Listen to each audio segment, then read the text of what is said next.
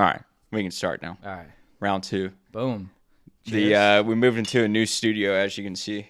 Yeah, we got a pretty. You guys can probably barely see it from the looks of it. Probably maybe more from his. Yeah. Pretty cool skull flag we got going here.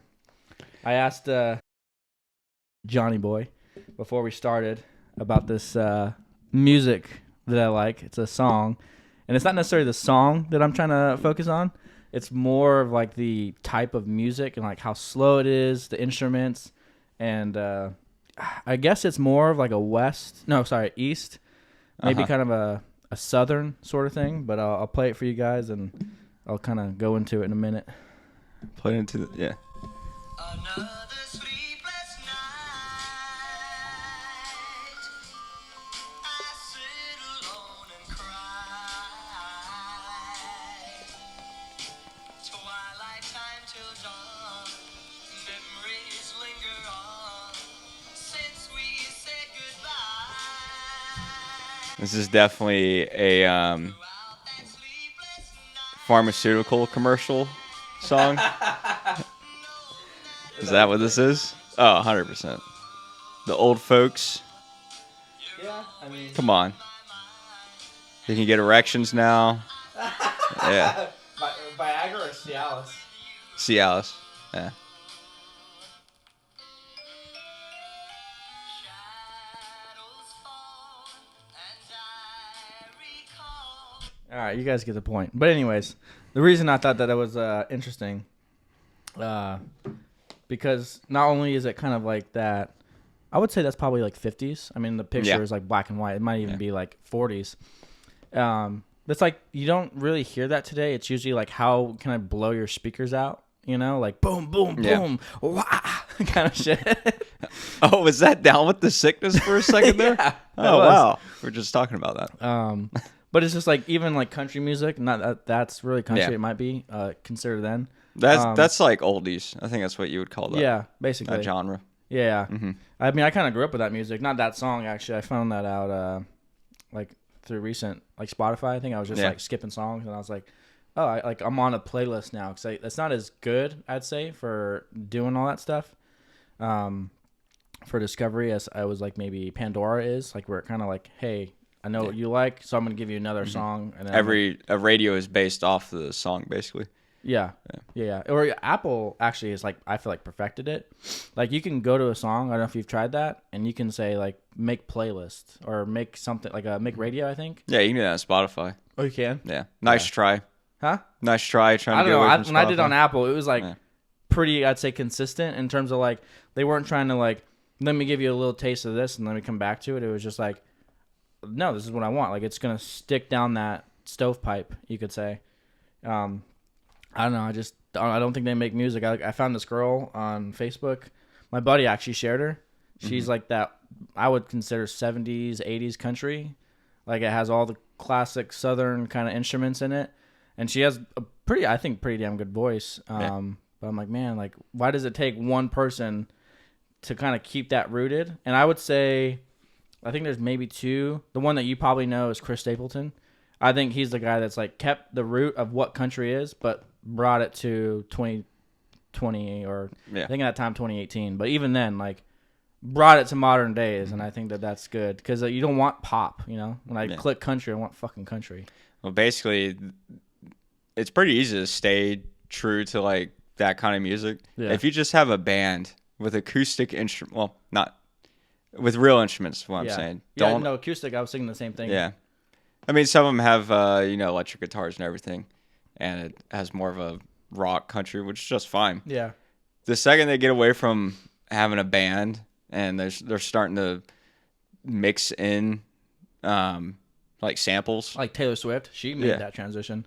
Yeah. You start turning to a pop band. Mm-hmm. And they're trying to put country and pop together. I mean, I don't really listen to country too much to begin with. I definitely know songs and artists and stuff, but the second you start putting elements of pop into it, it's just like any other music, like rock or metal. Yeah, you can't do that because it ruins the, just like the identity that it has to being whatever genre it's trying to be. And it doesn't. You can get away with it with metal a little bit. Yeah. I mean, in the early 2000s, like Limp Bizkit, but especially Linkin Park. That's where you got this thing called nu metal with an spelled N-U metal. Okay. Interesting. And SlipKnot was labeled as that too. But so Linkin Park and SlipKnot, they incorporated samples from they had DJs in their bands. Oh. They still do. Electronically, basically. Yeah, but it wasn't pop or like hip hop Yeah. sounds, electric sounds. I mean, you can get those instruments that just has like buttons on it. You just press and it'll be like the classic hip hop clap. Oh, that, yeah. Electronic sounding clap. Yeah. So they had that in their band. So they had people doing the role that a hip hop or rap group would be doing, but they're not doing actual sounds that you would hear in like a Tupac song or something. Okay. So yeah. I mean, they like Slipknot sampled like just sounds and or like quotes from like movies, and put that in there. Like there's this I don't know the movie, but it's like some dude and he goes, "Take that, motherfucker." I don't know if you've ever heard that line. It's like a popular line. It's from some movie. Huh. And yeah, they put that in one of their songs. There's this guy on YouTube, or I don't know if it's just one guy, but there's a couple videos. Yeah. These people went and found where they got all the sounds for a lot of their songs in the like first two albums they put out. Like you could hear like sounds or like lines from like movies or like movie quotes. Yeah. And they went and found like the samples where they're from. They're from like old ass movies sometimes. I think Guns N' Roses did that with Pulp Fiction. I don't remember the song. I have to probably look at my thing. But they kind of like started, I think it's Guns N' Roses, but they started with like basically a movie scene and then they go into their song. Yeah. So it's not a song. And I guess it's kind of a song. So they're probably still doing it. But on tour, this last time they were out here, Slipknot. Yeah. And even when they're out here again, a couple months before that, their openings are sick. So they did it both times. I saw them because I saw them once in July and then again in September. Yeah. So like they have their curtain or whatever, and it says Slipknot on it, and you can't clearly see them behind the curtain because what they do is they raise the curtain. But before they raise it, their first song they play is "For Those About to Rock" by AC/DC. Yeah. Yeah. For those about to rock, fire. That song. Yeah. So they play that for a little bit, and then that cuts out, and what they start playing is this song called "Get Behind Me, Satan." It's some oldies sounded song from, I don't know. It's some like 60s, 70s maybe? 60s or prior, maybe 50s. But what they did is they played most of it, but then the chorus for like the third verse, they just keep repeating it because the chorus is like, "Get behind me, Satan," and push, and then "Get behind me, Satan, get behind me, Satan," and the actual chorus, she says it like 3 times, but it was probably the DJ in the band. Basically edit it where it just keeps playing on a loop. Yeah. It's just like, "Get behind me, Satan, get behind me," and it just keeps going. And then it gets a little choppier, and then some lines from a movie. I found it. I can't remember which movie, but so it does the repetitive chorus, and then it makes like this sound of like this hum.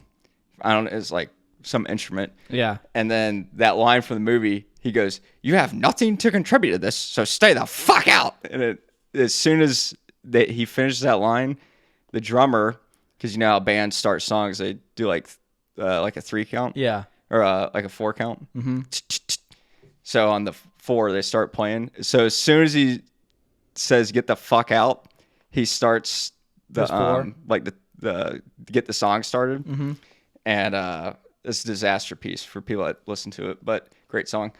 So that's their opening song, and then the intro to that song builds, and when it hits the like climax, that's when they have great like pyrotechnics in their stage. Yeah. Huge explosion goes off, and the curtain gets ripped up. So great, That's pretty cool. Great opening. You can look it up on.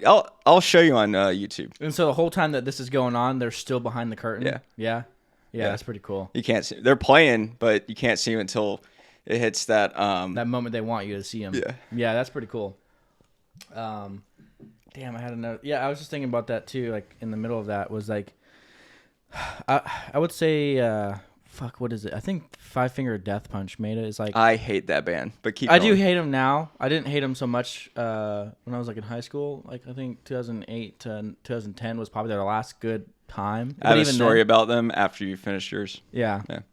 My cousin fucking hates him too. Don't worry. He's the one that, yeah. Anyways, but I just think back to like, I think I'm trying to think of the name.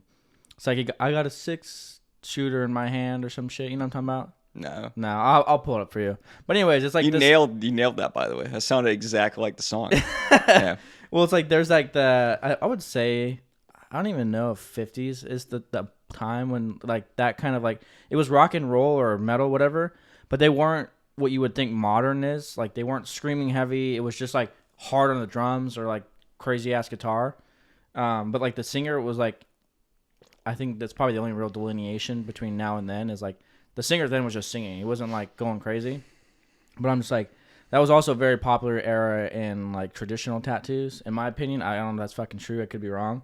But like that was like I think pretty cool era is like you got this pretty badass chill music, but it's like it goes fucking hard, especially for that time period. But then it's like you got people, you know, bikes, fucking traditional tattoos, and it's just like this little niche like time in America or the world, I should say. So the Vietnam War was probably the more pop culturally kind of not influenced, but integrated war. So like great music was out there. That was like great music was out during that time For sure. But metal wasn't a thing back then. Yeah. Obviously, imagine. I wonder what they called it. I don't even know if it was called metal. No, it didn't exist yet. Okay. Imagine if they had the music that we have today back then. What do you think Just that would any do? music or just specifically like No, like some angry ass aggressive metal music. I mean, do you think that would raise or lower casualty rates for the Vietnamese? Oh, you're talking like in Vietnam War. I don't know. Because you have the popular CCW, right? Clear Water Survival? Or CW? CCR. Yeah, CCR. Clear Water Revival. Isn't that what it is? Credence Clearwater Revival. Something reviving. But yeah, I know what the fuck it is. Real quick before I go into that, there was this fucking dumb video game and you could have like a helo. Mm-hmm. And I didn't realize I was muted in like my buddy's chat or whatever, this Discord thing. And I'm playing fucking, I don't know, the popular Vietnam song by them. And I'm Fortunate Son. Yeah. And I'm Fortunate Son. And I'm coming up slowly with the helo. And I'm like, yeah. So I put the fucking my phone to the thing and I'm like jamming out. Mm-hmm. And the whole time they're just talking. But I'm like so in the zone I didn't realize like they were muted. So I was like, yeah, did you guys hear that? Isn't that fucking funny? And then they were like, what? And I was like, no, I did all that for, and then I didn't get fucking killed. It was hilarious. But yeah, great song. Yeah, I don't. It's one of those things that I don't think it would have changed anything. They probably would have got more primal. I'd say probably quicker, but I think that was more of their way to connect back home. Because you ever seen the movie? I'm trying to think of the best one that probably. Because Born on the 4th of July, it has like I think the most accurate depiction of Vietnam. That sounds weird, but like kind of like how you would live it. Because Platoon's obviously phenomenal. But I think Platoon kind of captures that music piece when they're like getting high underneath in the bunker. Yeah. And that's how I view it. So it wasn't really like, hey, like today, like 2000s, Afghanistan, Iraq, like let's go to fucking war. I think probably Let the Bodies Hit the Floor is probably like the only one I can think of, to be honest. But that was like, hey, like they fucking took our towers out. Let's fucking, play this fucking music. Because it's legit war. For them, it was like, we don't want to be here, but we're going to be here. And because we do, it's patriotic. So, like, let's kind of think of home, And I think that's why the music was the way it was. So, to say that it was, like, hardcore, or if you were to make it hardcore then, I don't think that it would have that same kind of meaning to them. Yeah. So the 5-finger death punch thing. By the way, this is something I never had before. This cerveza. Oh, I meant to ask you. You said you didn't like it, or is it just not worth the money? Oh no, it's not worth the money. No. Is No. it like tasting like a Coors? I mean, it's nice. It's a lager. You can't mess up a lager like a pilsner. Yeah. It's just like the It's easy. too watery. I mean, it's Yeah, they're always clear. You hold them up, you can see straight through them. Mm-hmm. It's not like an IPA where it has a ton of different elements to it, or like a the hazy. like a Belgian type beer. Yeah. Yeah, it's fine. Is it worth how much it costs? No, absolutely not. I'd like to pay like 50 cents for a beer if I could get away with it. Yeah. That doesn't exist anymore. Well, weren't you the one telling me that you could buy it over there for like stupid cheap? Yeah, in Europe, yeah, like a tall boy was. We stopped at this gas station one time, my buddy and I. It was in Germany, and yeah, they had tall boys there for like €19. Yeah. $19. Get trashed. Oh yeah, if you wanted to. Mm-hmm. And then I don't know. The drinking culture isn't like as big of a deal. As big of a deal. Like we focus on like for like football games. Like if you don't have a beer, you're fucking wrong. Like over there, it's like we're here to have fun, not drink and have fun. I guess. Well, alcohol is more integrated into pretty much all elements of social over there interaction. Yeah. Yeah, I mean they do start earlier than us. I could see that. Yeah. Isn't it like 16 or is it even younger than that? No, I think I actually can't remember. I think in Germany it's that low. We had this guy come from, I think it was Germany. He was definitely a foreigner and didn't speak English very well. But yeah, he was already like used to drinking alcohol. So when he came to the U.S., he was like pissed. He's like, I can't go fucking just drink a beer, you know? Just like the Italians drink wine. Mm-hmm. You know, for them, it's like, if it's not at the dinner table, like what the fuck's going on? Well, the culture and image of alcohol in Western Europe, not probably as much Eastern Europe. Yeah.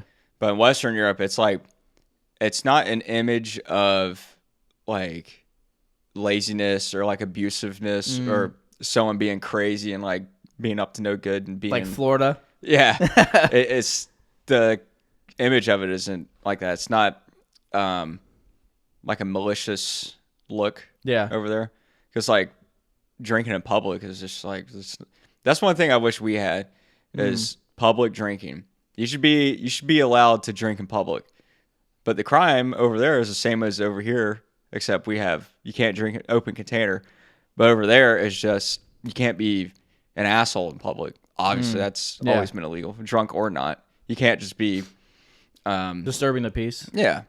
Well, in Rome, over there, past 10 kind of makes sense. You can't be consuming alcohol in a glass container on the street at night. So if it's plastic or yeah, it's fine. Yeah. Like you're not gonna go to prison, but it's one of those things where, because I heard a Dutch guy explain it to me. It's like one of those things where they'll use it against you if you're already being an asshole. So so it's like an extra reason for them to take you away. Well, it gives a cop that's had enough with some drunk asshole to be like, all right, well, good. Now I'm going to give you this. Because what they'll do, because the Dutch had something, I can't remember what it was. But like Rome, for example, is a cop going to come up to you and be like, hey, you're drinking a beer in a glass bottle. That's a €300 fine right now. No, they're probably not going to do that because they're like reasonable. Yeah. They'll be like, you can't drink that, like finish it and then toss it. Yeah. But if they walk up to you and you're being an asshole, they'll be like, good. Now you're going to get the fine. Because if that wasn't there, what are they going to do to you? So you could have basically, I mean, I guess wine. I mean, I don't know. You usually pour stuff into like glass containers, so that makes sense. That was probably a Rome city ordinance. So that wasn't like a countrywide thing. Yeah, I was just thinking of like instances where you'd even use a glass cup. I'm just saying, like, let's say you drink beer, like not everybody likes tall boy or what do they call them? Not tall boys, It's but a pint. No, fucking some long necks. Am I right with that? Yeah. You heard of that term? Yeah. A long neck bottle. Yeah. That's a long, like all Mexican ones are long necks. Yeah. Yeah, I think the only short one might be Stella. Even then, it's kind of long. But anyways, like your Coors Banquet and that weird ass bottle. Yeah, that is pretty short. I forgot. Yeah, that's like a little nub. But Yeah, I'm just saying, like my dad usually drinks out of a can, so I'm like, if that's all they have over there, then you're really not going to, but I guess it must be prevalent enough, like, in all the bars that, like, hey, if you're drinking with a glass, because it might also be, like, a weapon, too, right? Like, they probably had too many instances where, like, foreigners or even locals are just fucking bashing people with glasses, so it's like, hey, at least if you throw an aluminum can, it's not going to hurt them. And if it's full, sure, but... I think the problem they were having was people busting it all over the street because they're drunk. I see. That was... Cleaning it up and shit, yeah. Yeah, like drinking in public isn't a big deal. Like nudity at the beach is also, because over here everything is over like sexualized basically. Yeah, I guess intentionally and unintentionally, Yeah, well, a lot of it is people making a big deal out of something that nobody had a problem with to begin with, but they're trying to appear virtuous and they think they're doing like the right thing and getting the moral high ground. That they're like, no, this is a big deal. You should care. Yeah, and everybody's like, nah, we don't really care. They're like, no. Here's why you should care. I'm going to tell you why you are offended, and you just don't realize it. Yeah. That is kind of annoying. They, like, tell you how you should feel. Yeah. So the five-finger death punch thing. All right, so when I was working in the old country, it was 2019 because concerts were still going on. Oh, yeah. The tour manager probably was of five-finger death punch was out. He gave us a call because they're going to be doing a concert right there in town, up the road. And I guess he called like a day before, and one of the other guys was he's the one that like was talking to him. Yeah. And he told all of us, like, hey, the guy from Five Finger Death Punch called, and I guess they're having a concert tomorrow, and was wondering if we wanted like free tickets because like they're... You know how they are. They're like, yeah, we support the military, bro. We're metal, bro. They have to overtly say it. Yeah, very bro metal. That's why I don't like that band. And so he called back, and then I answered the phone because I had me working that day. And he was referring about the previous time he called. Yeah. He was like, hey, it's so-and-so with Five Finger Death Punch. He was basically saying, like, yeah, we're doing the show tonight. I kind of need to know now if anybody's going to show up. And I basically told him in, like, a roundabout way, no, we don't want to come. Yeah. And he was obviously offended by the fact that we would turn down free tickets to a Five Finger Death Punch show. And it's like, dude, I don't want to. Maybe I probably should have looked at who the openers were. Yeah. I'd probably care about them. But yeah, that's kind of an asshole move because, like, that I just thought of instantly was like, they know you're coming, right? They obviously reached out. That's the first thing. And then the second thing is, like, halfway through the show or at the end, they're going to continue. They're going to reference you once and then continue to reference you. Because, like, you got to think, like, they want to use it as, like, a marketing thing, right? So it's not just, hey, that we want people in the future to support us, but it's just like, hey, everybody here, fucking buy this person or people a drink, and then like go shake their hand, make them feel like they're loved and all that, which I appreciate. But it's like if you're doing it for the clout aspect, that's what I don't like. Yeah, clout, good word. That's a new word. Yeah, that's a good one because it is a great word to describe people using whatever you want to call it. Good deeds for the wrong reason. Yeah. For publicity, really, is what it is. It's a great word to describe the act, because I don't think there's a word before. Maybe there was. To describe the act of using someone else's, whether it's hardship or using someone else's... adversity, maybe? Something that they're doing, and you are going to hitch a ride on their work. Yeah. And make it look like that you're on their side. But in reality, you are using their workings, and usually it's probably like to do like a good thing in society. Yeah. As a springboard for yourself. Yeah, that's true. It's like, so two things with that. One, it's double-edged sword, because it's like, if they didn't do it, you wouldn't. It's probably three things. If you didn't do it, you wouldn't know about it, right? And the fact that like it's okay to do it once and every now and again, or however you would say that. But to do it like that's your only thing that you do, like every show or like every day, it kind of is off-putting because it's like the people that like the whole channel is around helping others, but it's like getting the publicity off that. Like they aren't doing it randomly. It's just like that's all it is. Like Mr. Beast, he has a really good way of helping people, but it's not like for clout. It's like, hey, you're gonna suffer a little bit, and we're gonna have fun, and I'm gonna end up making my channel better. But like at the end of the day, you're getting a lot of help, you know. But it's like we already know that up front. It wasn't like one day he's like, all right, this is my personality. It's like no, from the beginning of time, that was his goal, and he like made that clear. Like, however many people I can help with anything I can, I will. But I've also seen it with this chick recently. It's up in the air, so I'm still kind of like understanding the situation. So it's not that I don't want to pick sides yet. It's just I didn't fully do my research. I've just kind of been, probably nitpicking like when I want to look, and then when I do look, I only see limited information on it. But anyways, this chick apparently was supportive of, victims of human trafficking and would like tell her stories and all this crazy shit. Got on some pretty, I think, well-known media podcasts and stuff. Turns out like she has this dark past where like she potentially, if not likely, basically human trafficked people herself. So she's like playing this front like, oh, like don't look back here at my past because what I'm doing now is important and like, oh, like years of hard work. But it's like really contradicting. It's like they try to, I say the famous podcasts or whatever, because like they're writing what's already out there and they're trying to like slide in to bring out their message, but the intentions are completely invalid and wrong. So you saw a lot of so there's this guy on YouTube. I can't remember his name or anything, but he likes to basically go on, especially Instagram, and kind of look at like Russia Ukraine, for example, when that kicked off. Like look up the Russia Ukraine hashtag, and there was so many like girls talking about how this is a horrible thing, and they're in a bikini, and it's like, okay, so you're using a very serious thing as a springboard for yourself to get attention, basically.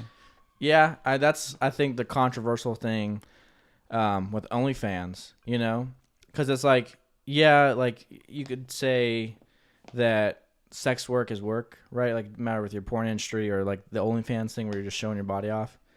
But then you get into that thing where it's like the obvious audience is males. And then it's like, if that's your customer and then you start like shitting on them saying like men aren't anything, men are trash, whatever, your views on men are. Like it just doesn't make sense that like that's how you're going to go, and like that's who you're doing it for. It's kind of like contradicting. Yeah. It's like in this thing with like Ukraine and shit, it's like you're going to pretend that you care about Ukraine, but at the end of the day you don't give a shit because you don't even know anything about it.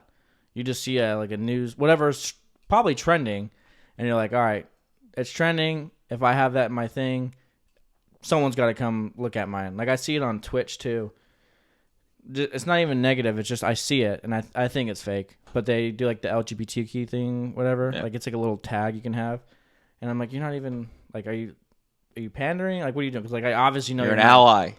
Yeah, that's the thing. Stand in solidarity. Yeah, but it's like, why though? Like why can't you just stand in solidarity in silence? I don't know. That's just me. Like I don't need to overtly say everything that I support just so you know. It's like, hey, if you want to get to know me, talk to me. Social credit, man.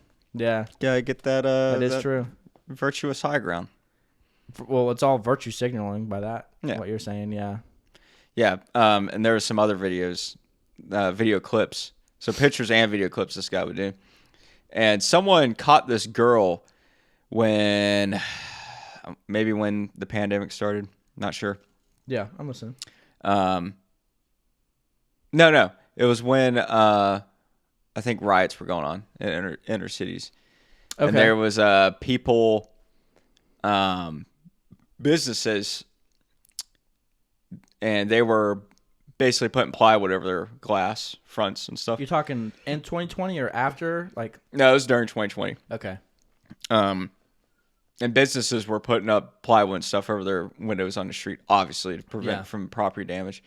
And some dude was filming a dude that was basically clearly working with this girl, and she was probably a air quote influencer. Oh.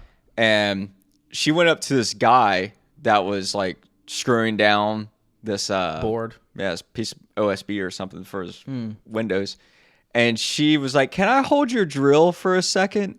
And she like held it and posed with it, and then got a picture holding it. Oh, acting and like she supported it. yeah, and I think he found the post later on Instagram of this girl because it's pretty easy to match it up. Yeah. And it was something to do with like she was basically supporting whatever the protest was about, and she was like helping the community out or something. Yeah, I was listening to this guy that I'd say he's not always right, it's human error, I'd say, but he's obviously very genuine in like his message, and this is the fact that he wants to be as honest as he can and be as factual as he can, and I think he's probably more libertarian, so he kind of follows that mindset. But when it comes to like all that crap, apparently they were saying that most of the stuff that like got burned down was like minority owned businesses, which is very contradicting of what they were even about. So like you have like poor families or businesses, I should say, not really families, but businesses too. And those ended up just getting burned down. Like there was no like real effect. Like you never saw a Target get burned down. And if you did, that's so big that it doesn't even like one Target out of their whole U.S. fleet of stores, But you have one mom and pop, and that goes like fucking down in flames. Like, how is that getting your message across? I don't know. That's what really irked me. And then they would say like they still do it today. The mostly peaceful shit. Yeah, I'm like, that doesn't make any sense. Like it's an oxymoron. Yeah. I don't know. But anyways, you were talking about Russia, Ukraine, and I thought that'd be a good topic to kind of elicit your thought. I know that we're probably tired of fucking hearing about it. But do you think like so? What sparked this was I was listening to an episode of Old Man Joe. Oh, is that podcast? Yeah. Oh, okay. Yeah, I've heard of him. Just the big one. Oh, on Spotify. Yeah. Yeah. Okay. And he was talking about Bert Kreischer's. Mm-hmm. The Machine. You seen that trailer yet? No. It's basically his skit, but in a movie. You ever heard the skit of The Machine? He's talking about like he's in Russia, he's on a train, like the Russian mob. No. You need to watch the movie then. It's fucking like the joke in itself is hilarious, but the fact that they made a movie, it was like whoa. But they couldn't release it because is it a Netflix movie? I don't know if they're gonna release it. It's usually like a scary movie. I'll have to show you like the thing.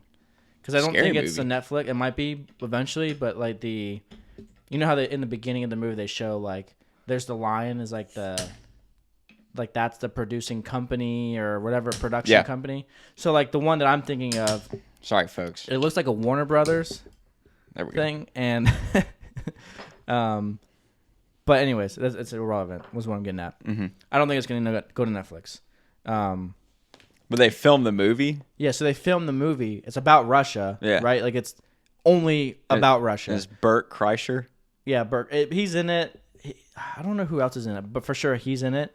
But the thing is, it got done shortly after Russia invaded Ukraine. So he and his production crew were scared of, like, what's going to happen if we do this. Because obviously nobody supported. And they were kind of going in a little bit of like the interview, which I'm surprised these fucking motherfuckers in the episode have never seen the interview. Because I could probably quote some of it too, like "Oh fuck you, Dave." When he they does didn't that. see the interview. Yeah, they said like, "Yeah, we knew it was out, but we never watched it." And I was like, "What?" Man, that was like a huge. It's like saying you don't watch Step Brothers, which there's some fuckers out there that'll probably say, "I've never seen that." That was 2014, I believe. It was either 13 or 14. 14, because that's like right when I got in. Okay. And I remember there was like Sony. It might even be 13. Yeah, Sony. That was before. Yeah, because the big thing is they targeted Sony because Sony owned the production rights for it. But they held off on doing it. Obviously, something happened to it. But they were saying that basically the same thing could happen, but kind of probably a little bit worse because there was actually something going on. It wasn't just really a country versus country thing. But now they're going to release it. Basically, like I think late last year, is either November or December. They released the trailer on Joe's podcast. Like they were just talking about it. And then you can see it now. Who's doing it? Do you know? Like who's in it? No, who's Releasing it? yeah. No. What picture company? Yeah, that's what I know what it looks like, but I can't really describe it like that well. That makes sense. I can, but you're not gonna fucking. You're like, okay. Great What is the description. Lion Company? I can't even. I want to say it's MGM, but I don't think that's what it is. It's something M though, right? I'm not sure. For It some could reason, I be. think MGM, Yeah. but I know that they don't make movies. Yeah. But their logo is also a lion, I'm pretty sure, Mm-hmm. and it's gold. But anyways, so I just bring that up because right, he's starting to get comfortable, or at least America, and not. I don't know about the world because I don't really pay attention to other motherfuckers, but like at least America is where like it's starting to get normal, where we can kind of talk about it a little bit more, like Yeah, anything it's Russian. wearing off a little bit. Yeah, We're on it. When's the year anniversary? Is it the 13th? the 24th, Oh, it's 24th. Okay. 23rd, 24th. Okay. But I'm just asking, like, what you think the future is going to look like? Not necessarily on the battlefield. I'm not really too much worried about that. But because it's now a protracted war, like, do you think that we'll start traveling there? Because, like, you got to think, like, Iraq, Afghanistan, Syria, or Afghanistan, excuse me, Iraq, and Syria. Those are, like, active war zones. Mm-hmm. Even Turkey, you could say sometimes. But people still travel to that shit, Yeah. you know? Istanbul. People like going to Istanbul. Yeah, I mean, it's got a lot of like history in it, you know. But I'm just like, I don't know. I thought it'd be an interesting thing to ask. Like, what do you think we're gonna see? You know, are we gonna see maybe like more donations? Are people like you've seen even now gonna get more pissed off the more stuff that we give them? Like, how does that look like in different administrations? You know, like it doesn't matter who it is, kind of thing. Like, what are your thoughts on that? Well, I should quote Tulsi Gabbard. I don't know if you ever saw her, the Fox News hack. No, I haven't. Yeah. That's probably really controversial to say because she's like viewed as like the Democratic Lord and Savior, and then she left the Democratic Party. It's like, oh wow. Oh yeah. How could we have? How could you not see that coming? Yeah. Come on, she's on Fox News all the time. Well, she's also a prior major. Yeah, Army major. She's a minority woman. Yeah, she would have been a great candidate. Whatever. That's not the point. But she was saying, because Joe asked her the same question about that, and she said, basically, like, bottom line, it's gonna end in a nuclear holocaust, is what she was saying. I see. And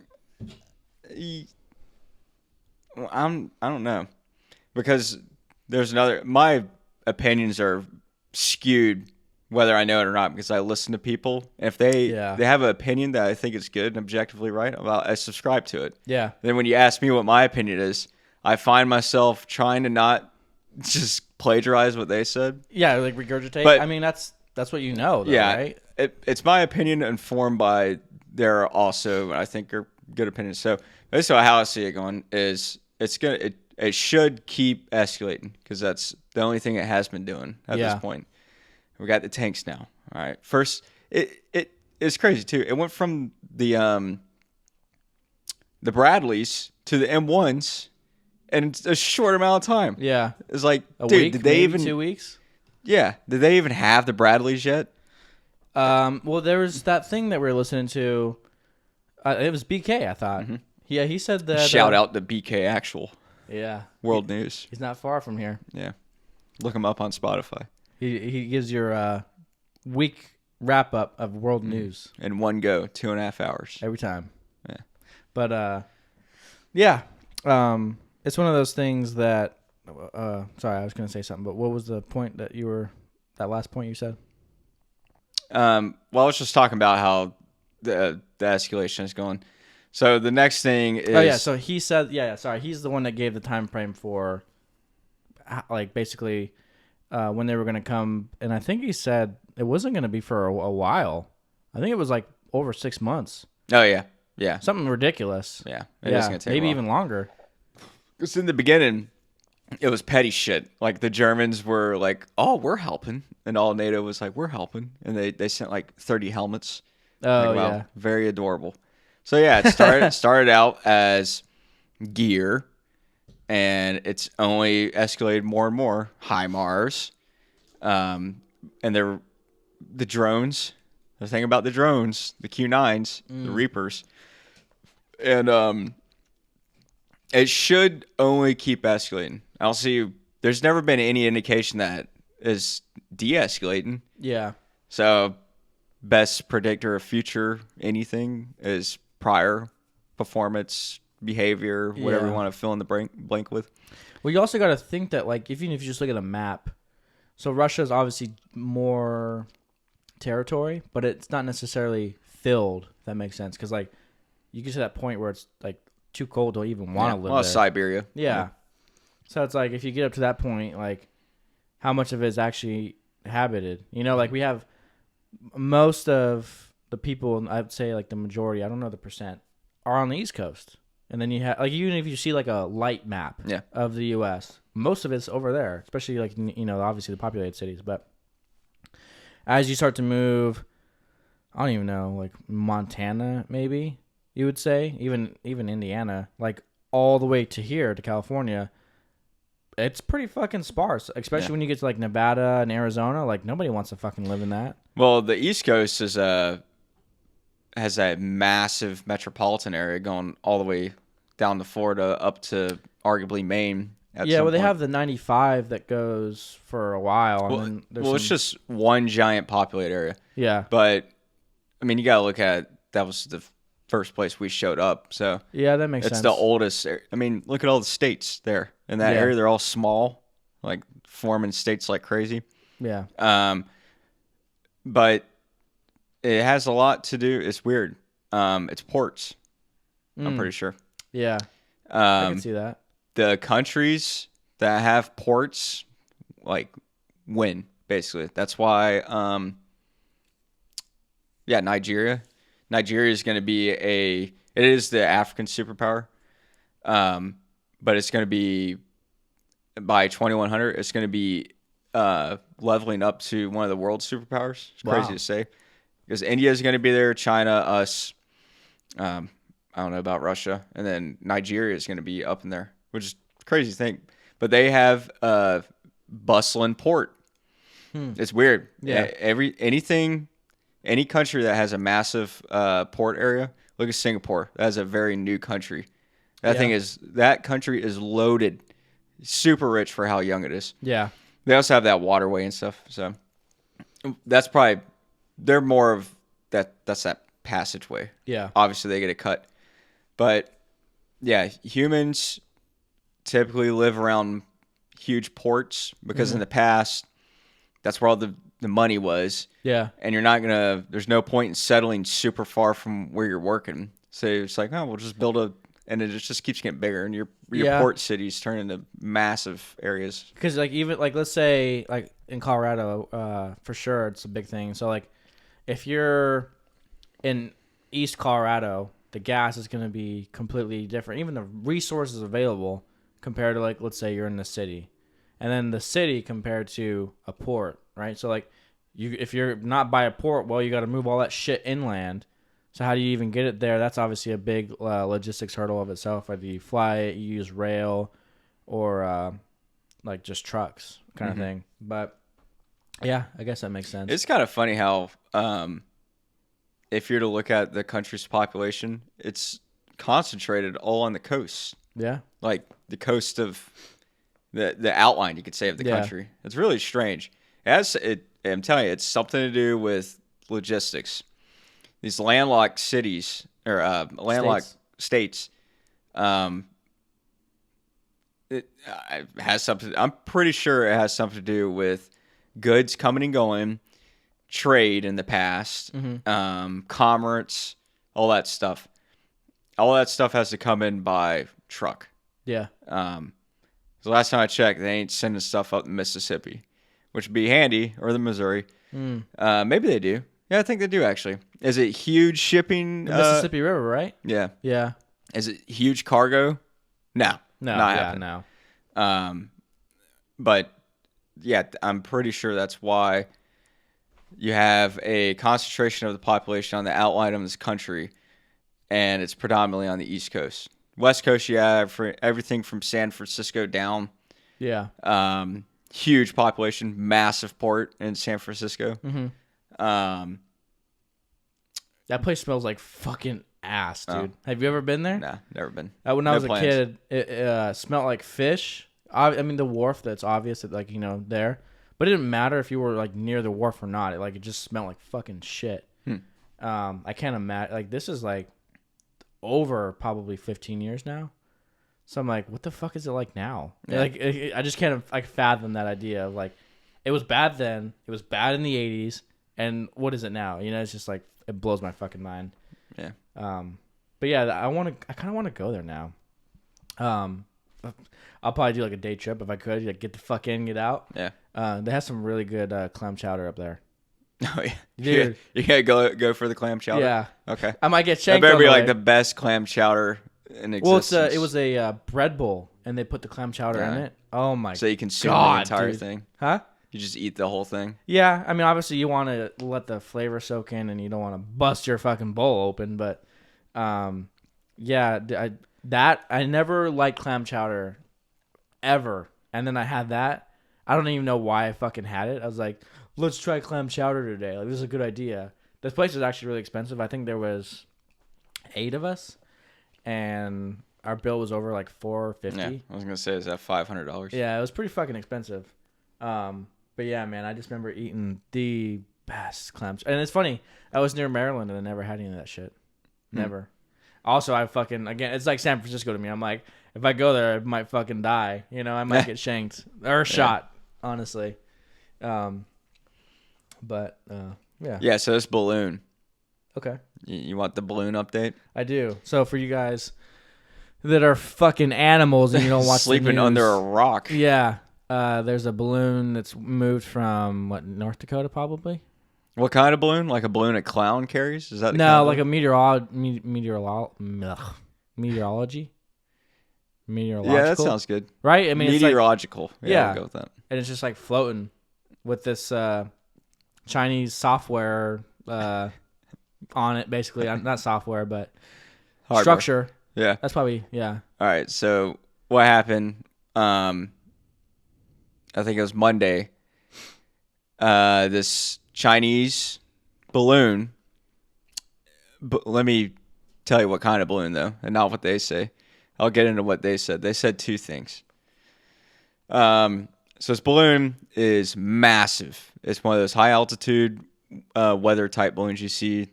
You've probably seen videos where the scientists inflate it just a little bit, and it's like how's that gonna float?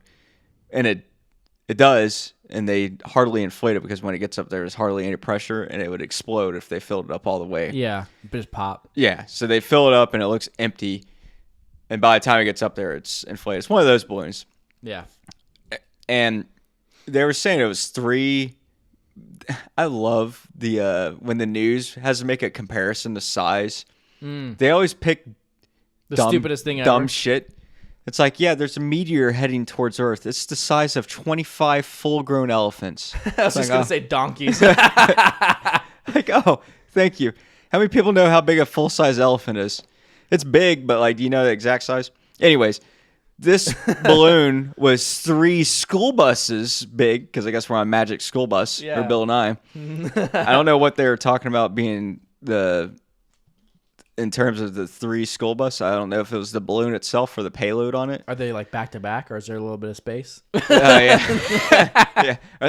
What does this look like? Like school buses park, ass into nose, or like side by side? What are we talking today? Yeah, Yeah. it's a pretty So- shallow balloon. I guess it was the balloon, because the balloon itself was massive, right? So I think it was Monday.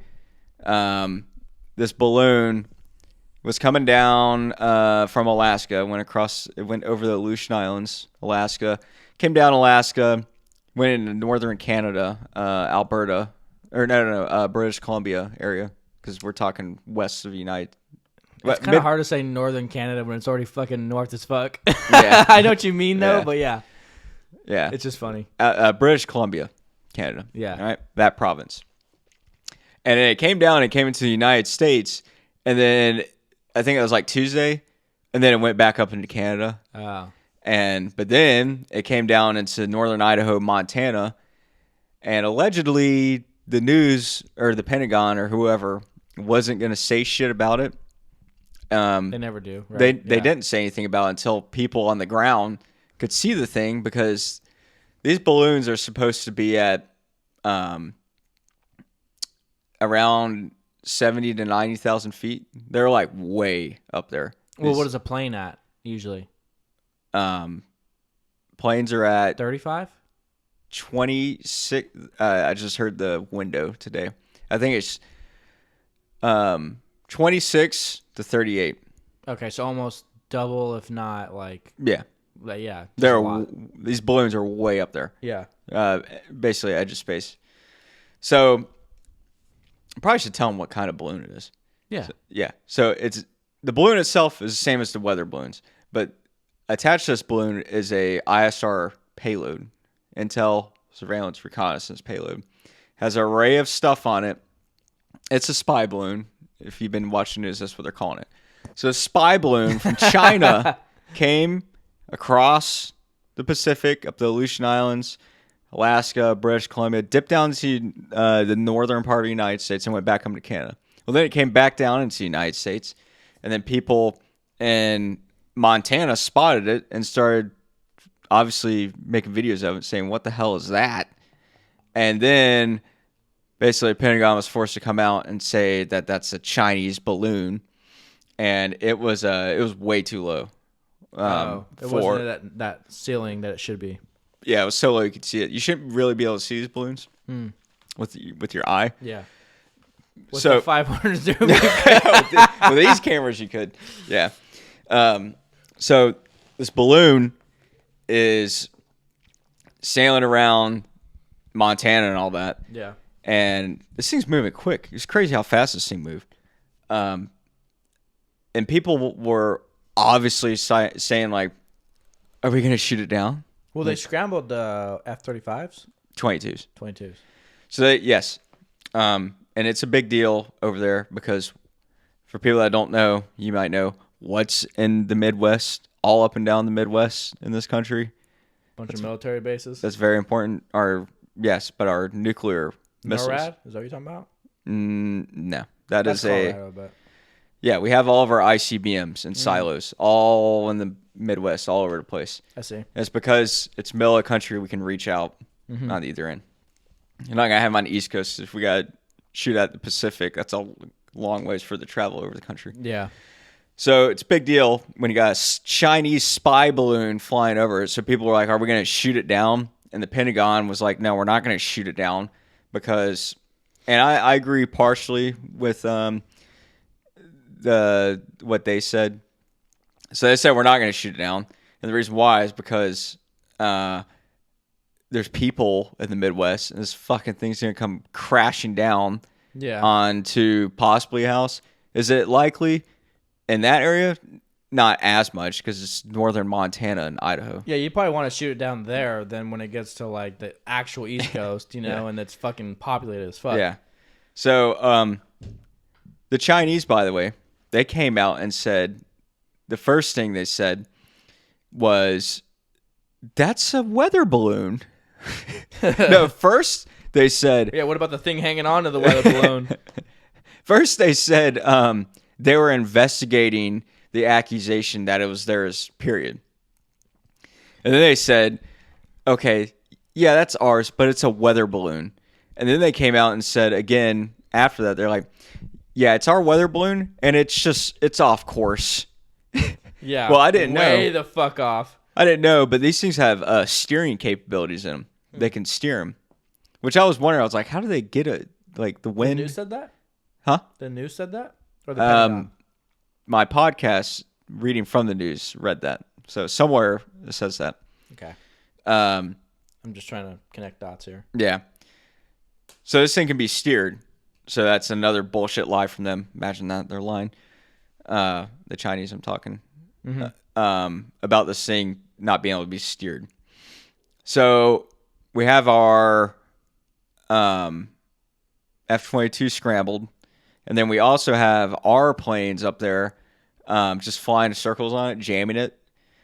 So it can't do its job, basically. Yeah. Which also, another point that was brought up that I heard, pretty good point. didn't really think of it.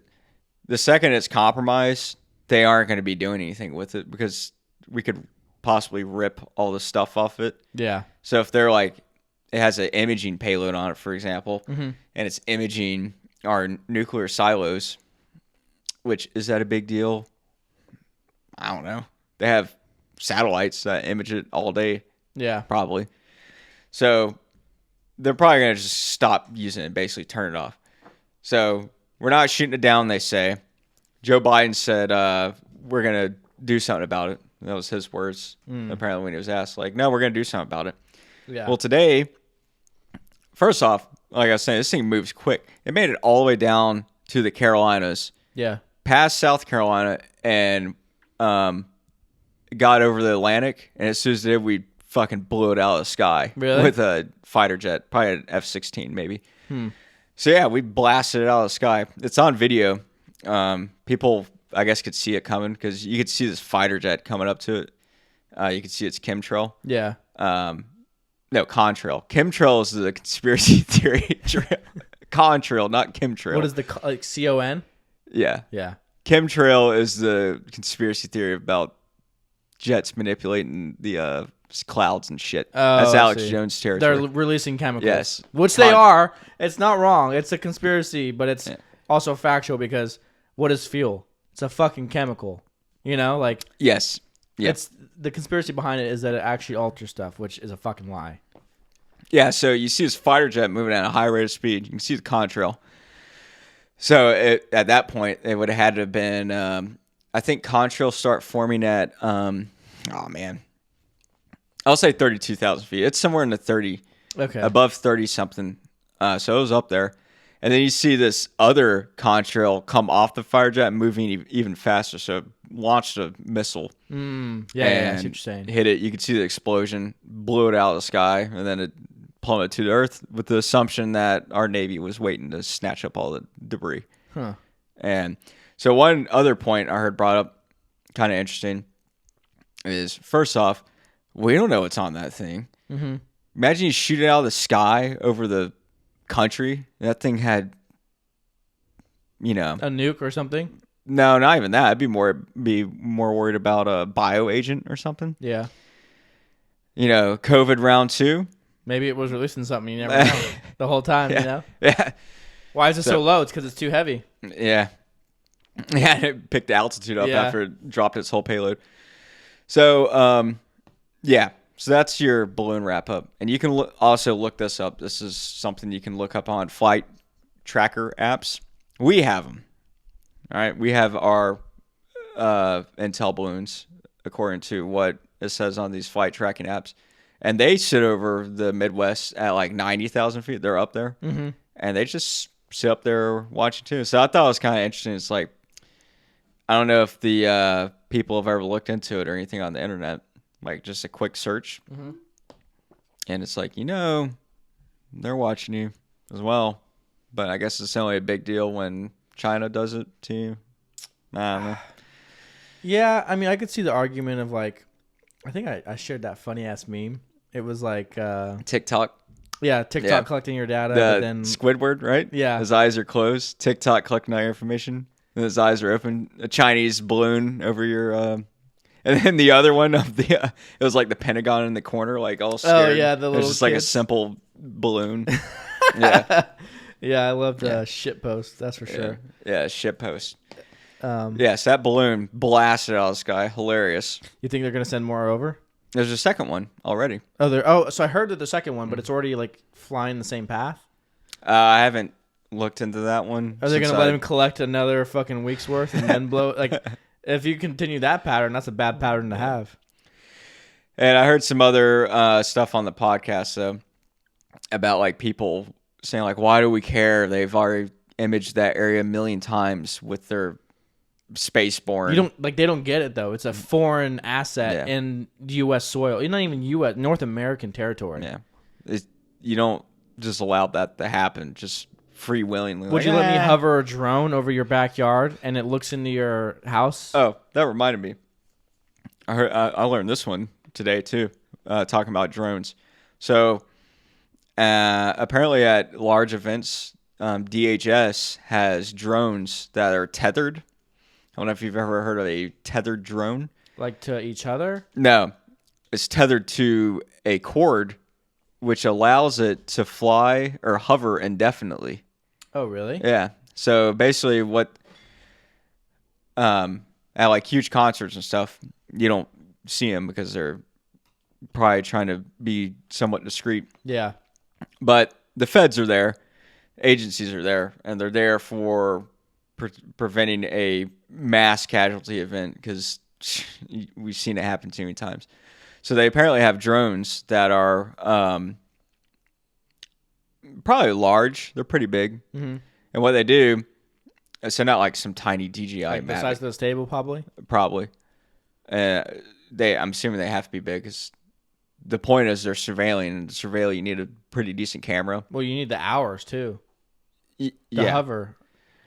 So they have the transmission, video transmission cord, and the power cord, and then the cord going to whatever remote they use. Yeah. Yeah, they just fly it up, and it just sits there indefinitely. Because it's being powered the whole time. Yeah. You basically plug in an extension cord to it and just let it fly up. And it just sits there and watches. I didn't know that. Wow. So next time you're at an event, big concert or something outdoor, you could probably look around and probably find one. Thinking it's like someone just wanting to listen to the concert. You Well, know? look at for a cord going up to it. It's super sketch. Yeah. I was at a concert, that SlipKnot concert. They had them? I didn't see that. I did see a drone repetitively going up and just sitting there, and then it would come down. And the assumption is they were swapping batteries. And it would go back up and come back down after a while. So I think they were doing that. Just they were being cheapskates. Didn't have the powered one with the extension cord that can hover indefinitely. Yeah, I mean that's a pretty long cord. I mean I don't know how much that would cost. Like what's the ceiling that you would want it at anyways? Where it's like obviously you don't want it too high because then it's like there's no value. Yeah. But then if it's too low, I can just grab it. Yeah. You know, so you got to find that medium spot or at least and also that window. If it's too low, it'll be like too much of a. You're drawing too much attention. Yeah. So you need it like. But that'd be super sketch seeing a tethered drone. Be like, okay. Yeah, I want to see like a video of this just to see what like. Is it even obvious or did they paint them maybe different? Because like, let's say you see a huge cord, but you can barely like you have to really look to see like they paint it like maybe the sky color or just dark enough kind of thing. Mm-hmm. You don't really think anything of it, but once you see the drone, you're like, oh, okay, like something's going on, But I would say the general population or even the average person, they're not going to even be like, oh, I see it. Okay, let me just go back. I mean, they made it as easy as possible to rip that thing out of the sky, though. Yeah. I'll just go up and grab the cords or cut them. Maybe you risk getting electrocuted. But, yeah, you just rip it out of the sky, it seems like. Walk up and grab, but I'm sure obviously they have the area secured. Yeah. So you're not gonna just walk up to it. But it makes sense. How else are you gonna? That's definitely for catching the person after everything's been done. Yeah. Oh yeah. Like because you're not sitting there, an analyst sitting there watching the feed live. I'm sure they are, but they're not. It's the same concept as Gorgon Stare with the Cessnas hovering over big American cities. It's to find suspects after things have been done. And the way they do it is whether they drove there or walked there, they backtrack. They know where the crime was committed because obviously the video is geo-referenced and everything, so they have coordinates. There's a coordinate system built into it. Yeah. They know where it happened. They know what time it happened. So they just zoom in with this several hundred megapixel video, and then they zoom into it digitally, and it retains its quality. Yeah. And they know when it happened, and they just play in reverse. They see where this person came from. They track them back to their origin. Yeah, so it sounds like it's really just evidence-based. Like they're just doing it really for evidence, not necessarily for they're being more reactive than proactive with it. Yeah. They're not using Right of Bang, you call that. Yeah, Right of Bang. That's a good book. Left of Bang, if you guys don't know. Yeah, but in this instance, it'd be right. Yeah, after. in this instance, it would. Yeah. I don't remember the difference though. Is left is preventative type stuff. Okay, and then right is after. Proactive. Yeah, they actually combat profiling. he's getting canceled now. He's also in a civil lawsuit now. But the old Kyle Rittenhouse, in his trial, the attorneys they weren't smart enough or comprehensive enough in the way that they described it. They're obviously smart people, right? Like they're lawyers. They do a lot of crazy shit, and they pass the bar or whatever it's called. But I'm saying like the technology, I've even seen it in cyber. It's just a hard field to understand coding, right? Like they're just very complex topics to grasp.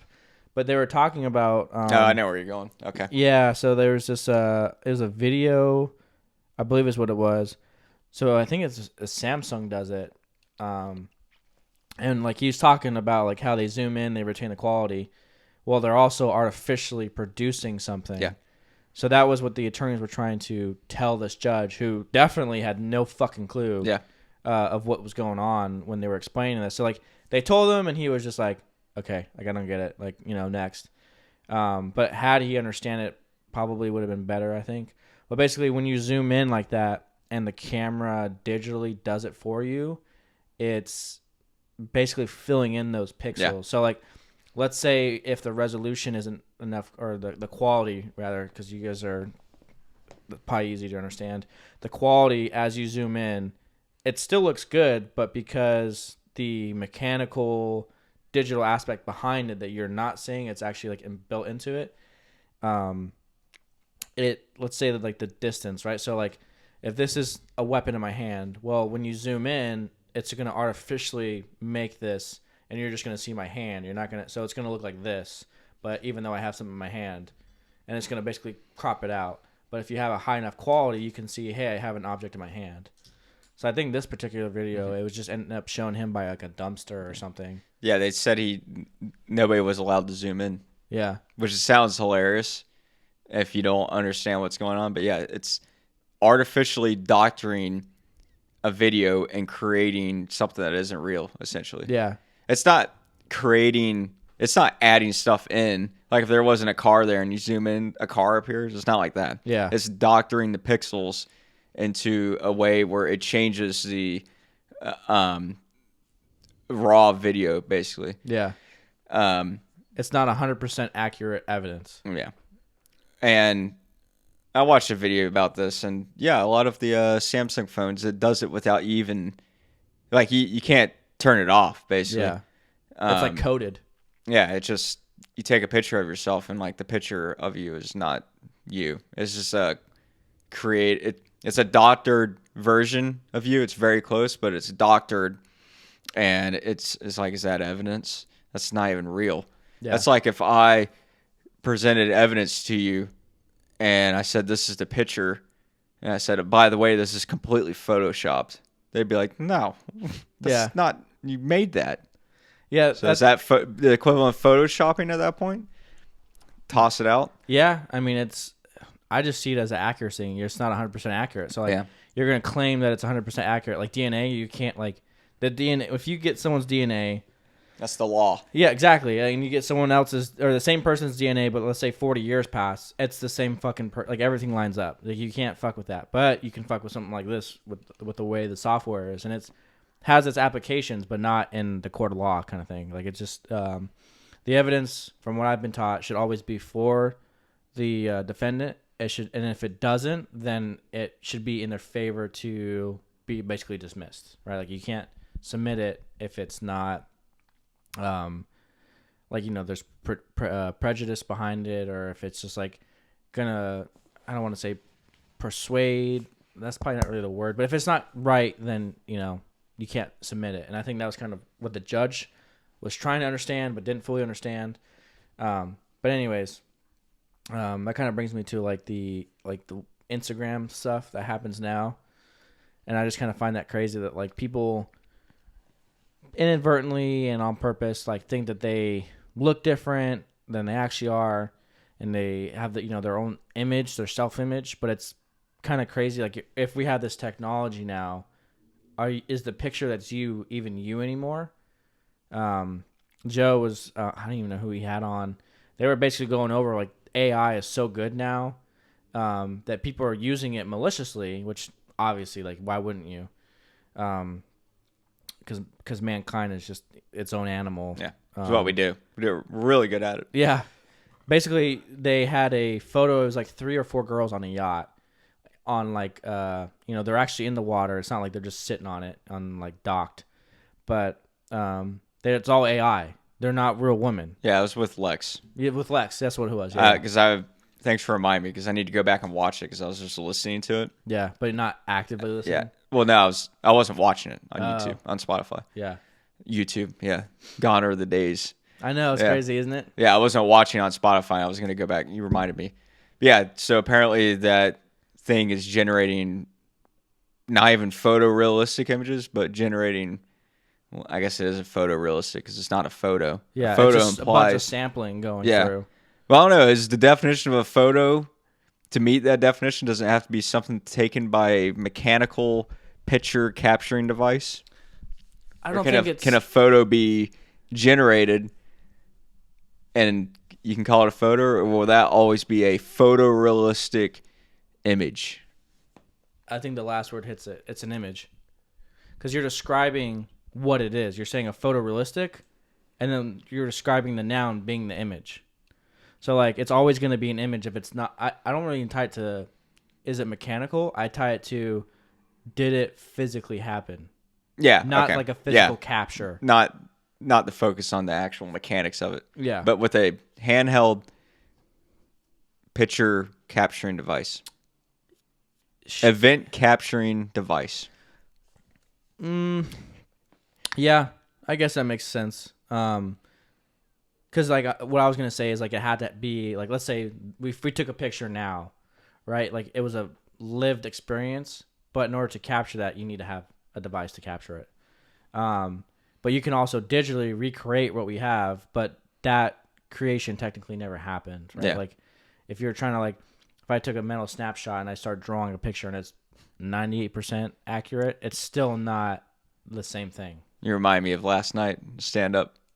Oh yeah. That's great transitions today. No, but okay, we can get to that. But yeah. So a photo would be a moment in real life captured, like a live photo. Captured, yes, a moment in real life. Yeah. Tangible, real world. Yeah. Captured by a device. And then an image could be that or something digitally created. Yeah.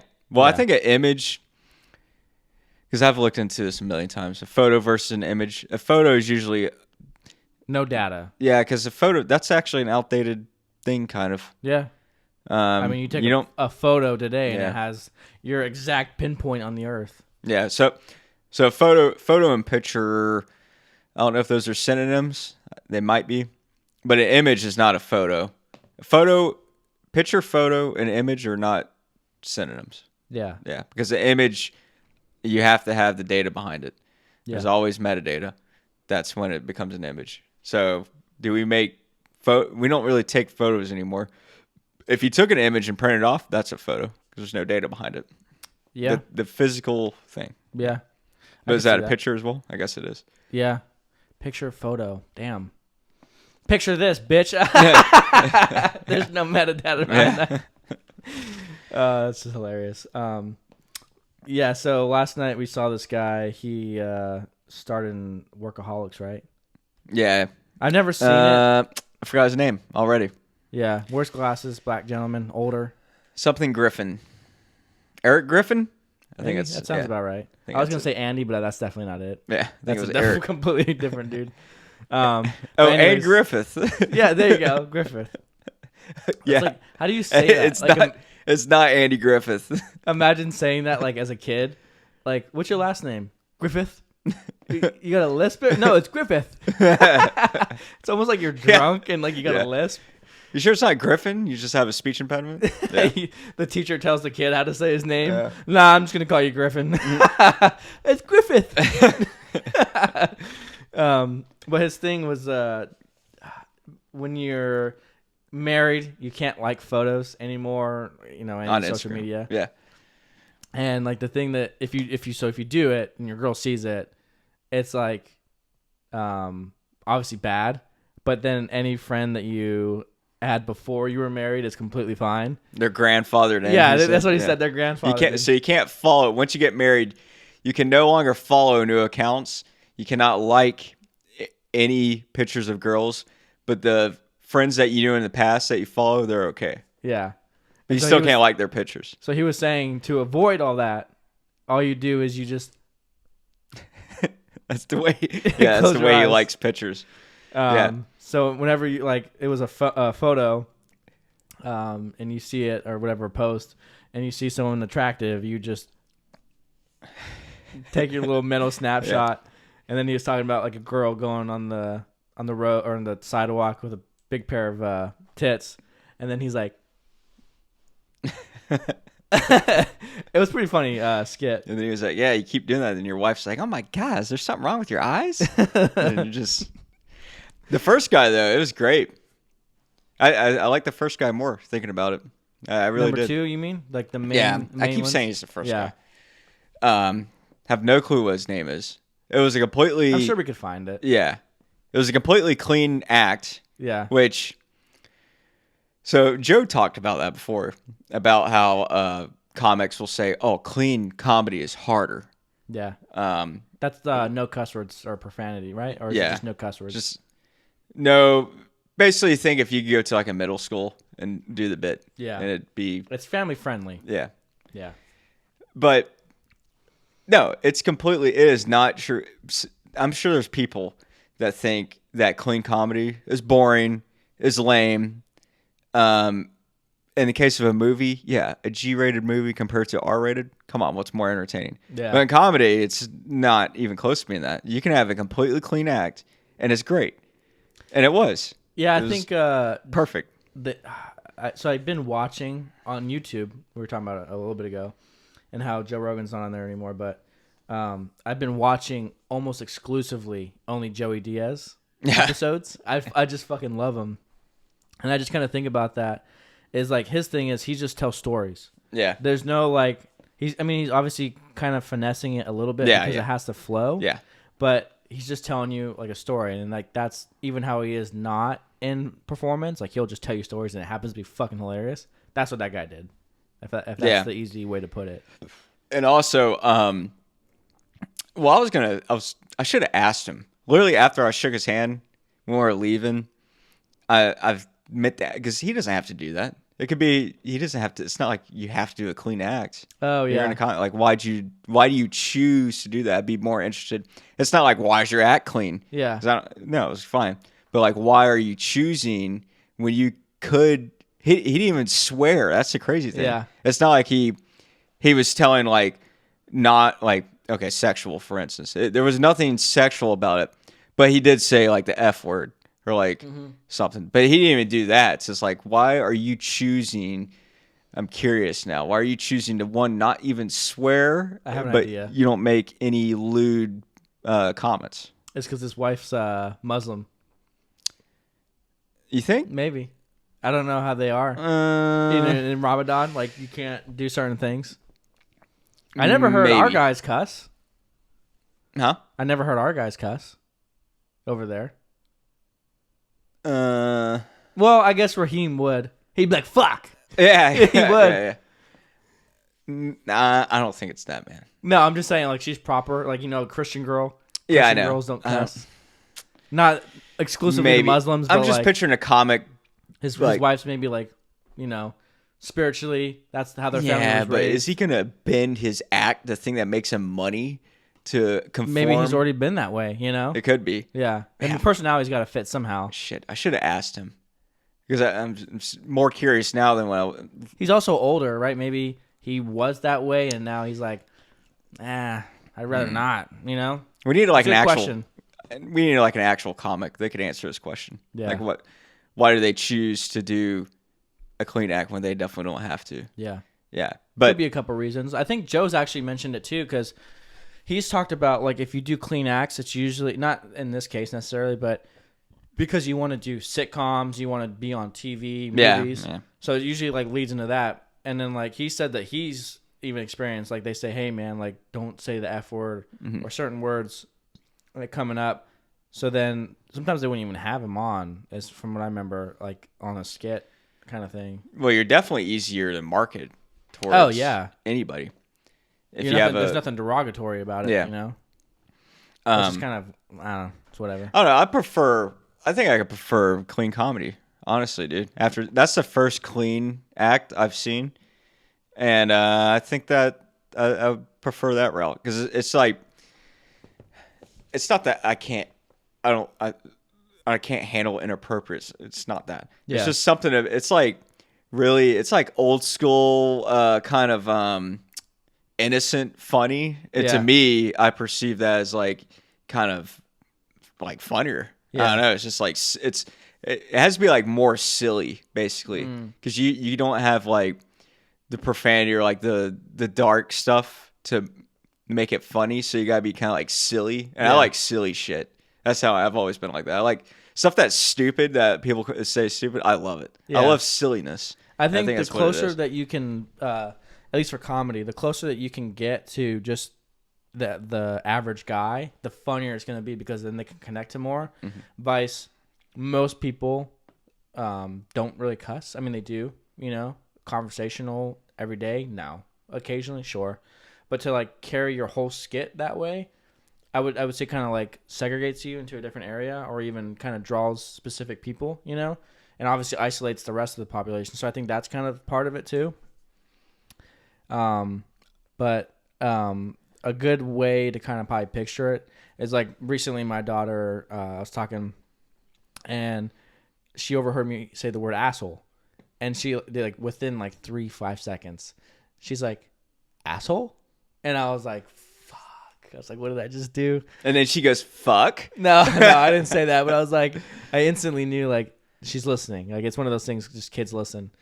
And if I had told a joke about that, like, even you kind of laughed, right? Like, me just saying, like, a kid who obviously doesn't understand even what the word means, and I say it, it's funny. But if I say asshole every other word or every skit, it's going to rub you wrong. It becomes off-putting. I was going to ask you because I think you laughed when you said the joke, so I think you got it. Yeah. What was the extra cheese joke? You remember that? I was just thinking like extra cheese because like people, like I feel like that's the most. Some lady behind us was explaining it. But I didn't care to let's tell a joke. So the joke was, he said he used to work at a pizzeria, and he said the new people, like waiters or waitresses that got hired, the people cooking the pizza would tell the new waiters and waitresses to tell the customers out in the dining area that they were out of extra cheese. I don't know. I didn't quite get funny. It. But people laughed, and then I wasn't laughing. And then he said later, he was like, well, half the people that laughed, they get it. And I was like, fuck, man, I want to get it. What's the joke? So I didn't fully understand it. I just think it's hilarious because, like, there's times. Okay. Now that I say it out loud, I think I understand. But please go. Yeah. So I'll explain what I think it is. So I think there's just times where, like, you don't want to do the work. You're kind of being lazy because, like, whether you're actually busy, just, you know, in the grand scheme of things, or you just don't want to fucking listen to this asshole. So you just say, like, hey, if you just say no extra cheese, they're not going to ask. Like, if you have a whole fucking bag back here, like, obviously they want it, they can get it. So here's a joke. I feel like a dumbass now that I didn't get it. I get it now. Yeah. There's no such thing as extra cheese. It's not like we're out of salt. Cheese is just cheese, and extra cheese is you add more cheese. So there's no such thing. Extra cheese isn't a physical thing. It's just the act of putting more cheese. Okay. It'd be different if you said we're out of pepper jack cheese. Yeah. Yeah. Okay. So there you go, folks. I am now. I educated myself in a matter of 10 seconds. See, it's weird how that works. Something about you saying it made me laugh. Yeah. Maybe I'm an idiot and I'm just laughing at anything. See, that's the joke he told, and it was funny. It's stupid. Yeah. Well, it's not stupid. It's just like, I don't know. You either get it or you don't. Yeah. But it wasn't like, it's a joke about cheese in a pizza place. Like that's the most G-rated thing ever. Yeah. And people were having a good time. Let's take a break. Yeah, I got to go pee too. Yeah. We'll be back. All right, folks, we're back. Refreshed.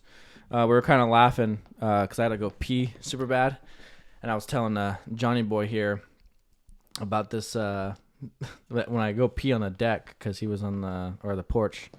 that I was gonna pull my pants down to my ankles, and he was just talking about like today. I think you said right. No, it was the other day. The other day, some kid basically did that same thing, and it reminded me when I was over in Virginia. I walked in, and this kid just like it's just natural. Like you just they don't think about it. They don't know that to them they're innocent. He just fucking pulled his pants down with his dad there. He's like, "Hey, you think they want to see your ass?" I was just like, I mean, you're not wrong, but I was like, you don't know. So it's like, it just made me laugh. Like, what do you mean? I'm Yeah. pulling, like, it's I'm funny. just Like, pee. I don't know. It's just something in their mind. It's either pants all the way up, pants all the way down. Yeah. Just no in between. It's the least efficient way to go to the bathroom because you're doing the most work. You know how they say that, the way you're born is like the way you leave the world, and like, when you're a kid you wear diapers. When you're older you wear diapers. Same thing. Like when you're no hair, die with no hair. Yeah. When you're a kid you pull your pants all the way down. When you're old you don't give a fuck. You're senile. You pull your pants all the way down. And like I wonder if like the circle of life. There's the arch. Mm-hmm. It's just kind of funny. Some people do they just do the zipper method. Some people don't even wash their fucking hands. That blows my mind. That's disgusting, dude. I like see someone and like I'm like, wow, you just touch your fucking dick and you're gonna go give me a handshake. Yeah, like okay. that's what I get disgusted by. Yeah, it's cool if you're in a hurry and you're actually like not gonna interact with people. Fine, you're probably gonna touch your own shit a couple times. You can get your nasty dick juice all over you, but that's disgusting. I remember this one time. It's even worse when someone takes a shit. I was at work one time, and this pretty big boy fucking took a nasty shit. Like I smelt it the moment I walked in, and I'm like, I came out, I'm peeing, and he just walks away. And I'm like, there's no fucking way that your nasty hands are gonna like go through this building. Mm-hmm. And so like after that, I was like, all right, I'm not gonna fucking touch these doors anymore. I'm gonna like lean up against it and hit my fucking elbow because there's so many nasty fucks in here to like want to touch shit, Like some dude literally just like, here's my ass, boop, and then or like the handle, like I don't want that because I'm being an idiot. I'm gonna just not even know that happened. I'm gonna do that and be like, and then I get fucking sick, It's probably why I was sick pretty often there. You wouldn't get sick. You'd get a fucking parasite. That's what you would get. That's not an illness. Yeah. Did you ever sidetracking? Well, it's not sidetracking. It's getting off the topic of that. But anyways, did you find the video talking about the ready hour food? Did you ever get at that part? Dude, you must have like saw my note. Keep going. Oh, no, I didn't see it. I know. It's just I like, want to get into like not prepping talk, but I wanted to get into it. It's weird how you can say preparedness and prepping, and they have two completely. Actually, no, preparedness and being a prepper. Those have two completely different like connotations, right? Yeah. So I don't like to use the word prepper, even though I guess that's what it is, because you sound like prepper is. If you're a prepper, people view you as a person that stands amongst the people who are conspiracy theorists. The government is this, that, and the other. The Democrats do this. Yeah. That's what it seems like to me. That's what that, if you, your identity, because people like say they're a prepper. Yeah. All right. So I don't like that shit. So preparedness, but just talking about preparedness, general preparedness, as in something happens in society, especially with the urban folks out here. We were talking the other day. It's like, good luck. Yeah. But something happens in society, and we'll say it's an event that it's kind of mild. We'll say the power goes out for 3 days. Mm-hmm. That's a mild thing in terms of what happened. I'm not talking about the fallout from it. I'm talking about the actual event. Yeah. The power goes out. That could be non-kinetic, period. No, nothing malicious. Just, hey, you know what? This power plant that we've been maybe neglecting to repair, or something, just freak accident happened. We're out of power for 3 days. But the fallout from that is in an urban area. Oh, good. It's awful. Yeah. So like, what actions can you take to, if that happens, you are not someone in the crowd that is just left like high and dry out there just fending for yourself because you don't have any power. Yeah. So that's when you start getting into the off-grid stuff. Off-grid is like the big thing, and I'm a fan of off-grid. I wouldn't ever use it for a primary means. I'm not an off-gridder. Yeah, so off-gridding is you're not tied to like pipeline, like gas lines, sewage. You're just completely self-sustaining. Whatever you need is on your grid. Yes. Off the government's grid. You make your own grid, Yep. essentially. I learned recently that apparently if you use propane, you're not off-grid, which is kind of funny. So the argument was you are off-grid, but you're not off-grid the second the propane people come to your place. It's like a hybrid. Yeah. So, so ideal preparedness looks like, in my mind, and it's hard to translate this to an urban area because you're limited, frankly, on space. Yeah. But since most people live in an urban area, we can talk on the urban side of it. So, like, what does preparedness look like in an urban area? We'll say urban house in a subdivision, you have a small backyard, and that's it. Mm-hmm. So, water-wise, you're not going to be on a well. So, scratch that. You're depending on city water. Let's say something happens that your city water is affected. Basically, what you have to do at that point is, if there is a natural water source nearby, you can get, I've talked about a bunch, that's the Ceradyne water filters. Yeah. So for those that don't know about the carbon filter, that's the family of stuff it is. Life straws, people know what life straw is. If you don't know what life straw is, you can take a life straw. It's literally a straw with this filter in it. You can dip it in it advertised as dipping it in any, because that's what you do. You got to submerge it in it and drink it like a straw. Yeah, it became popular in Africa for applications over there. Okay. Yeah. Any water source, puddle of water on the side of a dirt road, you can drink straight from it. And the reason why I looked into this, I was like, hey, it doesn't even make sense. It filters out bacteria. Isn't bacteria small? It is small. These carbon filters, though, are 2 microns. The holes are like 2 microns big. And bacterium is just a little bit bigger than 2 microns. So nothing fits through it, period. Only water molecules. And I actually went as far as to look at how big a water molecule is. I was like, well, how much water is fitting through? And I did the math. I can't remember. It was like a few hundred water molecules would fit through a 2 micron sized hole. Oh, I see. Maybe 1,000. So it's flowing easy. Yes, at a slow rate, though. Yeah.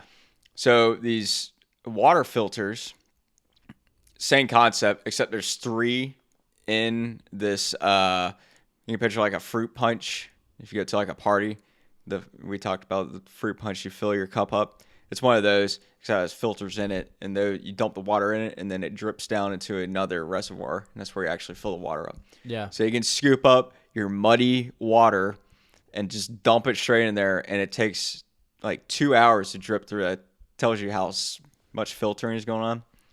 So in an urban area with a natural body of water nearby that isn't being commandeered by the other million people in the neighborhood, which is what the problem would be, is other people. Resource, like the lack of limited resources.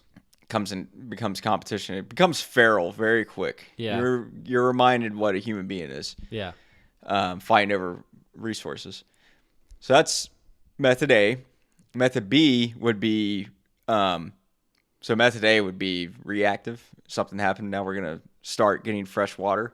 For drinking, mind you, you're not going to shower. That just takes far too long to filter out water.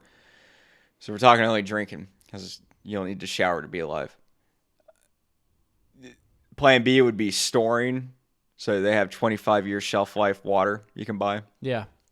You could also maybe get into storing 55-gallon barrels. Okay. Wherever the hell you're going to store that. Yeah. Garage, maybe. And for sure, you can find some kind of water stabilizing stuff put in there and treat it. And is either acquiring or storing. That's your two options. Yeah. Obviously. Acquiring is the route of going to whatever natural resource. Storing, purchasing, or using the on-grid water while it's still flowing and then storing it and stabilizing it. Mm-hmm. So that takes care of that. It's kind of shitty in the urban area for water. Yeah, there ain't really much water unless you actually go to the ocean, you know? Yeah. Food-wise, the Ready Hour food, that's just a brand that I found recently. And Ready Hour food is just a simple, you add water, hot water, ideally. I think it has to be hot water, actually. Added to it, stir it around, you have food. The biggest thing with this, and the reason why it caught my eye, and other companies do, it's not just Ready Hour. I don't care about that company. They don't give us anything, obviously. Is their shelf life is 25 years, which is like astounding. Yeah. It doesn't even make sense how it's possible. Because I'm used to like an MRE or that Concept. that area, family of food. Mm-hmm. I think it's like 6 years, maybe. I'm not sure. Yeah, I mean, there's a little bit after the sticker, or at least the modern ones have the stickers now. You can go a little bit beyond that, but yeah. I wouldn't go too much. Like maybe 3-4 years is kind of pushing it. Yeah, so actually I have kind of a funny story. So Places worked before all this. We had MREs, and we had a problem. It was very difficult to acquire MREs through like procurement, not just I go on the internet and buy them. Yeah. Obviously, that's easy. Anybody around the world can do that as long as you have a mailing address, shipping address. So we through the procurement route, though, the official way, it was very difficult. So what we had to do is get our existing MREs, the shelf life or the expiration date, whatever you want to call it, interchangeable terms, extended. And it was so much work, dude. It involved breaking open a case of MREs, taking out an MRE, an individual one, and sending it to this lab where they would then analyze it and then certify an extension of its expiration date. Wow. Yeah. Just say like, hey, it's good for another whatever. Yeah. Yeah. It was a huge ordeal. It was so stupid. Wow. So yeah, it's a side tangent. But food-wise, that would be my just one-stop solution. Urban side of the house. Rural side, bro, garden, potatoes, Yeah, beans. yeah. I mean, you don't have to really think too much about rural because it's already kind of being done, you know? Yeah. For the most part. You have an open area that gets sunlight, ideally in an area that gets rainfall. Yeah, it's kind of the opposite, right? So like the urban, you don't have hardly any, if there is at all, farmland, right? Or the resources that go into that. And then the vice versa version of that. When you're in the rural, you don't really have houses stacked on top of each other. You're not really competing for resources. You have probably more than you need, kind of thing. So you got to figure out how to like delegate it, make it last longer, keep it going, sustaining that. So kind of different issues, but yeah, like definitely opposite of that. So here's another fun thing to think about: urban side of the house. Really oddly specific stuff, but it's important. Yeah. So to the people that have a yard, for instance, because like kind of like the standard layout for urban area, you have a small backyard. Unless you have a garden already, my presumption would be the soil in that yard probably ain't good for growing because it's a housing development. To build a housing development, they rip that ground apart. Yeah. Because they probably cleared the land. And you're left with probably sandy, not very nutritious soil. Mm-hmm. So talking about preparedness, either have a garden going already where you have a nice, because you're going to have to add some type of soil too to have some kind of nutrients going. If not, have some means to first till the soil. If something, because again, you should be honestly proactive rather than reactive. But if you are reactive and you have a yard of grass and you're like, okay, I'm going to start a garden, that involves with a tiller or hand tools. You can do it with a shovel, take forever. Get it churned up and then have bags of gardening soil ready to rock and roll. Yeah. So you can dump it in there and start growing stuff, because it's not the best to grow in that kind of like dirt with grass, or it's just not ideal for that. You can't really prep though, right? Because like seeds have like a shelf life, right? So like let's say you wanted to try and prep that. So because obviously if you're thinking prepping for gardening, you can build a garden, but how long is it going to last? And a lot of the new seeds now, unless you really find it in nature anymore, are like made to not replicate anymore. So if that happens, then like let's say I have a bag of seeds, right? That bag of seeds is only gonna last 3 seasons. Well, then what? Like how does that happen? Like what do you do then? I do believe seeds last decently long. What's like decent though? Like several years, I'm pretty sure. Long enough. But like, and then, so does that fall apart long term? Like let's say everything obviously collapses, like, because that's kind of what you have to think about anyways. Is that even worth the energy to have? Oh, 100%. Yeah. Yes, absolutely. Because it's self-sustaining. The thing that's going to go bad on you first is your soil, probably. And before you can still grow, and it just won't be, let's say you're doing potatoes, because I'm a potato simp. Yeah. They grow all year round. They're not rice. Yeah. Rice is the other popular carb. They come from the ground, all that stuff. So potatoes, you can grow them. They're pretty rugged too. So, but with the seeds and everything, that's all self-sustaining. You just remove it from the potatoes or whatever. Keep a handful. Tomatoes, another good thing. But like, what's a tomato do for you? I don't know. I mean, you could argue probably about the same as a potato. Yeah. But it's just like, what do you want? You want like a fruit or like a starch? But you can get into canning. That's the other thing. Yeah. I've been wanting to get into that actually. Yeah, it's for you. It'd be for hobby, I'm guessing, because you're not gonna do prepping in here, I don't think. Oh yeah. No. I just want to get into it just for the fact that like I'd rather perfect it here, kind of thing, And then if something happens, again, 3 days sort of thing, then I'm kind of preparing to prepare, if that makes sense. Because I literally, like, as soon as I can leave the state, I will, kind of thing. So that's why I want to like practice here, use my time instead of just, hey, let me prepare later on. Like, no, if you're preparing later on, you're not preparing at all. Yeah, you got to be very proactive with it. So canning is good for, not really the prepping aspect, because I actually don't know the shelf life of canned goods, canned food. Salt is the main thing in it, right? Yeah, like that's really what preserves meat through time. Yeah, you put a certain. Well, I'm talking because we used to can, but only our green beans and tomatoes and stuff like that, not meat or anything. But the shelf life of that stuff, I don't actually know. So canning, the way that it seems like it's typically used is you grow a ton of green beans, for example, and you're like, well, I want to have these later on. Mm-hmm. Later on, as in over the coming months into a year. Yeah, not next week or next couple days. Yeah, but it could be that, but not. I'm talking not like, oh, when the power grid goes down 5 years, I got my green beans. It's not. It's not. Canning isn't necessarily a prepping aspect.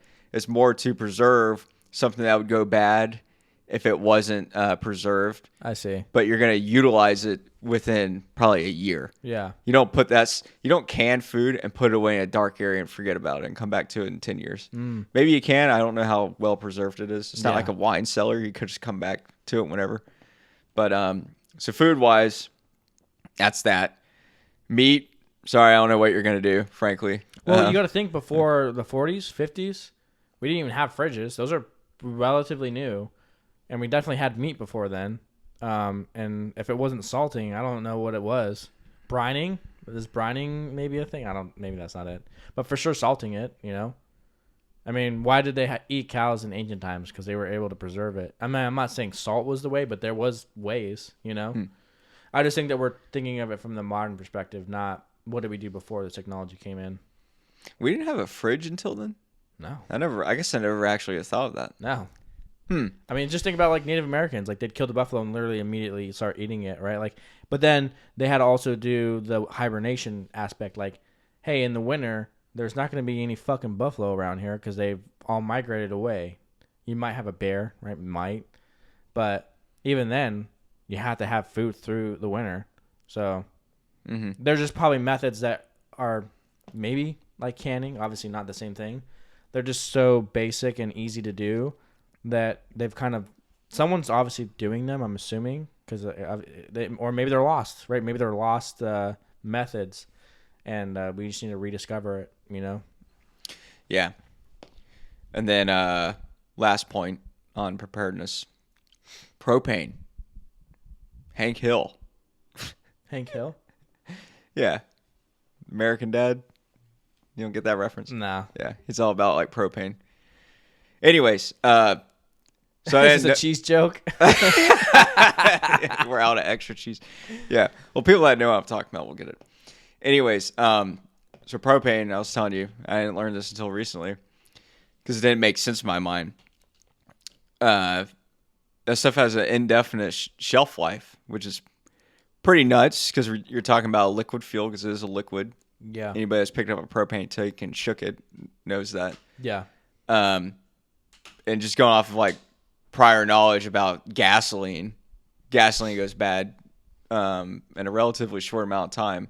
Yeah. It's kind of weird. It's like, how does you're basically saying it goes stale. Like a soda goes stale. Yeah. That makes sense though. Because it's soda or like beer expires. Like gasoline is this refined, flammable substance. Doesn't seem like it'll go bad, but it does. Yeah. Propane, on the other hand, it's great for preparedness because preparedness is greatly, most efficiently accomplished when your items for whenever something goes south is something that you put away years ago and had forgotten about. But when you go to retrieve it, it's just like it's ready to go as if you put it away yesterday. Yeah. That's like probably like the fundamental concept of preparedness type stuff. Something that you put away years ago, and now that you return to it, it's ready to be there when you need it. So like propane is a perfect example of that. As far as like showering goes, Yeah. You got to accomplish the water source problem first. But Yeah. let's say you did. They have plenty of off-grid propane showers that get piping hot. Yeah. Like hotter than any electric water heater can get. Yeah. Very small units. You just hang them up. If you're in an area that rained enough and you had some kind of collection system going on for rainwater, you just gravity feed your water into the shower. And that's completely, don't need a water pump or anything. Yeah. Less mechanical stuff to worry about. Yeah, you just rely off gravity. Yeah. Cooking food, heating your water for the ready hour food. Yeah, all that kind of stuff. And then also for generators. So propane generators are outstanding. Like they run forever because propane is like insanely efficient. Like it runs forever. It's crazy how long you can run like a burner even. And yeah, these things put out like 9,500 watts of power. It's far. So I was looking at one. It was Westinghouse. That was the brand. Yep. They make TVs now. Oh, really? Yeah. That's interesting. They're cheap, but they do. Yeah. Okay. Yeah. So it was Westinghouse, and it was $1,500, but it was like 9,500 watts of energy. And I know the hype for like, especially like preparedness and off-grid stuff is these electric or portable battery stations, basically a battery generator. Like those Jackery things? Yeah, Jackery is probably the most common brand. Yeah. Those things are awesome. They definitely have a place, which I would have one for smaller stuff. But the cost to energy output ratio, you're not going to even come close to like what an actual generator, a gas generator does. Like there's a place for both of them. Benefit, obviously, with the battery ones Yeah. Is the assumption is you wouldn't just get that and just charge it in your house because it's like you're still on the grid. Yeah. These things, you get the solar panel array for it, and depending on how many you get is going to determine how long it takes to charge. So the fact that could be put away and forgotten about, and small appliances like, oh, I would just like to be able to charge my phone, or I want to charge up this rechargeable battery for my flashlight. That would be a perfect application for that. Yeah. Why am I going to break out a generator just to do that? Unless your generator is tied into your house, that's the ideal thing. You can't do that with the portable station, the battery ones, unless you drop cash, like a lot of cash. Do they make, let's say, the biggest battery-powered version? So I'm thinking a couple of things with that. So let's say, if you're kind of thinking of it now, right? Let's say you just went off on your own property and you had your generator. How loud is that? So gas and propane ones, they're like if it's full bore running, like cooking. Yeah, so it's not super loud. It's a obvious mechanical hum. Like, can me and you talk and hear each other, or do we have to be pretty close? Like, is this distance too far? If it was like right here, yeah, let's just say the table, or the table's even the generator. Yeah, you'd have to. I'm just thinking, to raise your voice. Yeah, if you have the mechanical feature of this gas powered propane, whatever, and you have people that are trying to get that same thing, they're gonna hear you from far away. Absolutely. Yeah. That's what I'm saying. Is like, is that application even practical? Well, if we're talking about that kind of environment, which is a good assumption, because you can assume people are gonna become animals. Yeah, just look at The Walking Dead. That's kind of what I'm thinking of, really. Yeah. Well, that's how it would be after probably even in a few months. Weeks. Yeah. It wouldn't even take a month. In a week, assuming there's a catastrophic failure, grocery stores are all strip clean in a week. They will be. And I'd say a couple days. That's probably being too generous. Yeah. That's what I was saying. I was like, a half a day. All right, probably like countrywide, full week. Oh, yeah. Yeah. But in terms of like, if you're worried about other people, then yes, obviously the quiet option would be the way to go. But would that limit your preparedness? I mean, it's obvious. The answer is yes, but I'm saying, like, would that limit it enough that you couldn't survive? Probably not, right? Well, you also got to think, unless you're in some like discreet hideout that you can't see by just looking, they're going to know you're there regardless. Yeah. It's apparent that there's somebody here, and they'll show up hearing a generator running or not. Yeah. So when you have your generator tied into your house, that's like the best option, because then you use your house as if nothing changed. Yeah.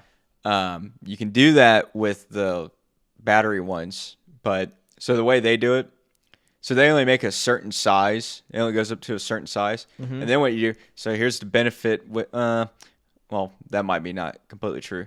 Maybe not as easy. Yeah. With the battery ones, you just tie them in. You run them in a series. Series parallel, something like that. Yeah.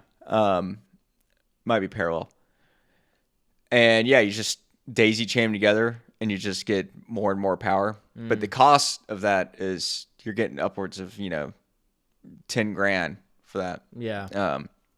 If you had a 9,500 watt electric generator, that's going to be a lot of money. And then you talk about recharge time. Yes, it's free to run it because you're using the sun, but because you can recharge it with one panel. Yeah. But a big one, you're going to be there for like 2 days waiting on to fully recharge. Well, it's if the sun's out. That's another factor. Yeah. At least the solar panels now are good enough where in daytime period it will recharge. Mm-hmm. It's gonna take forever. Yeah. So you have that.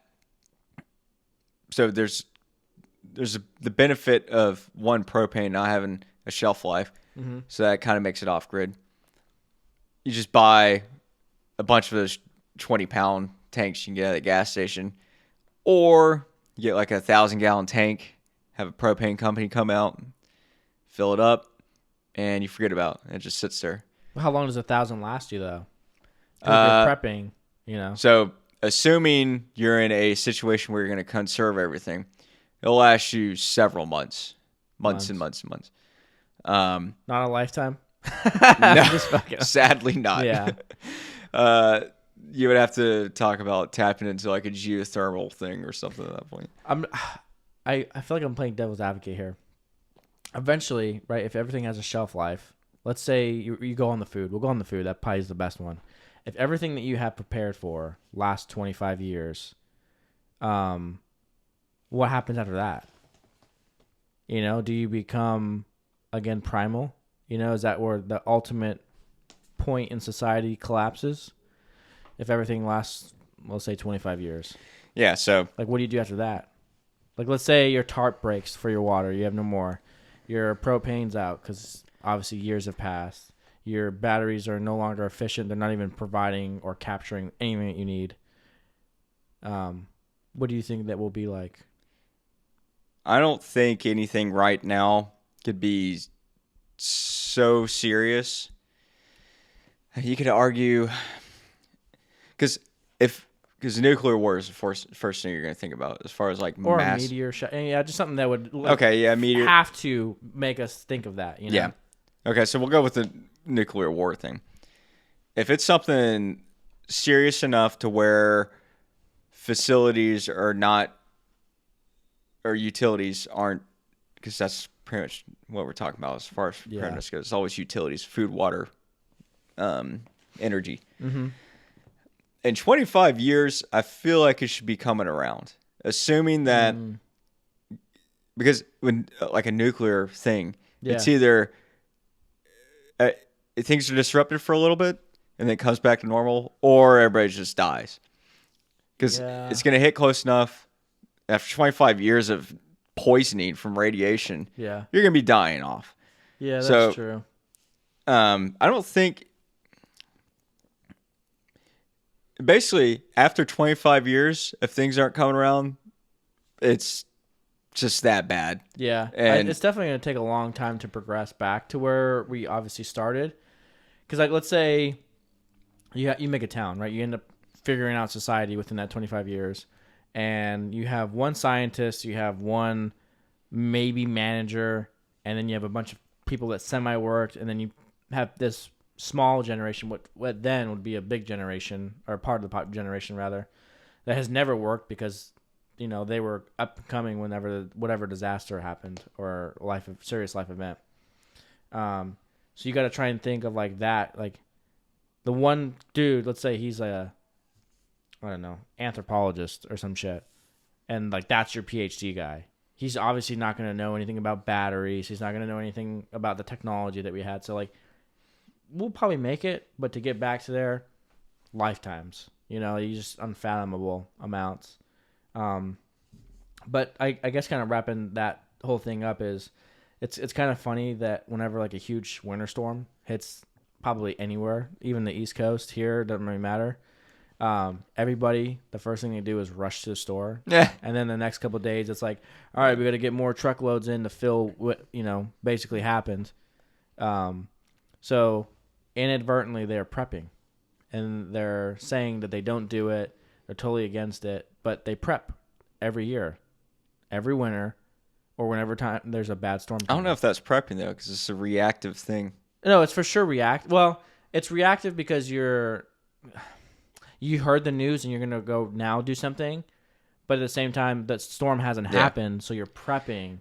You're just not prepping long term. Well, the most amount of people though come after the storm. You have a lot of people going before, but the predominant flow is after, because I've seen that happen in my hometown. Yeah, but I'm just saying it's like a form of prepping. Yes. And for them to say like, oh, I don't prep at all, like you just fucking did it. I watched, like, like.